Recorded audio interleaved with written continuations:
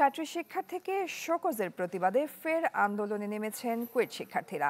এ বিষয় নিয়ে আরো বিস্তারিত খবরাখবর জানাতে খুলনা থেকে আমাদের সাথে সরাসরি যুক্ত হচ্ছেন সহকর্মী মামুন রেজা। মামুন, আন্দোলনের সব শেষ কি খবর আছে?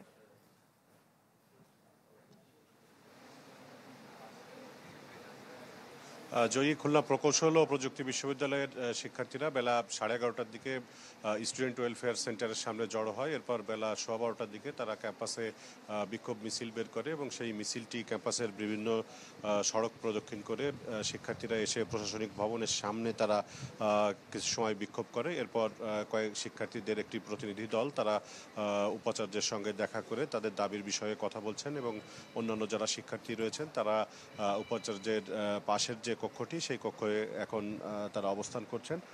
শিক্ষার্থীরা জানিয়েছেন যে 37 জনকে শোকজ করা হয়েছে, এই শোকজ অযৌক্তিকভাবে করা হয়েছে এবং এটি তারা মেনে নিতে পারছেন না। এর আগে এই 37 জনকে সাময়িক বহিষ্কার করা হয়েছিল সিন্ডিকেটের একটি সভায়। পরবর্তীতে সিন্ডিকেটের আরেকটি সভায় সেই সিদ্ধান্ত প্রত্যাহার করা হয়, কিন্তু নতুন করে কোনো তদন্ত কমিটি না করে তাদেরকে শোকজ করার তারা প্রতিবাদ জানিয়েছেন। এছাড়া যে কারণগুলোর দেখানো হয়েছে সেই কারণগুলো অযৌক্তিক সেটি তারা দাবি করছেন। আর শিক্ষকরা বলছেন যে যতদিন পর্যন্ত শিক্ষকদের লাঞ্ছনাকারীদের শাস্তি না হবে ততদিন পর্যন্ত তারা ক্লাসে ফিরবেন না। একাডেমিক কার্যক্রম চালু হওয়ার পর আজ 7ম দিন, কিন্তু এখনো পর্যন্ত শিক্ষকরা ক্লাসে ফেরেননি। এছাড়া আগামী বৃহস্পতিবার পর্যন্ত তারা আলটিমেটাম দিয়েছেন যে বৃহস্পতিবারের মধ্যে যদি শিক্ষার্থী যারা শিক্ষকদের লাঞ্ছিত করেছিল তাদের শাস্তি কার্যকর করা না হয় তাহলে তারা প্রশাসনিক কার্যক্রম থেকে বিরত থাকবেন।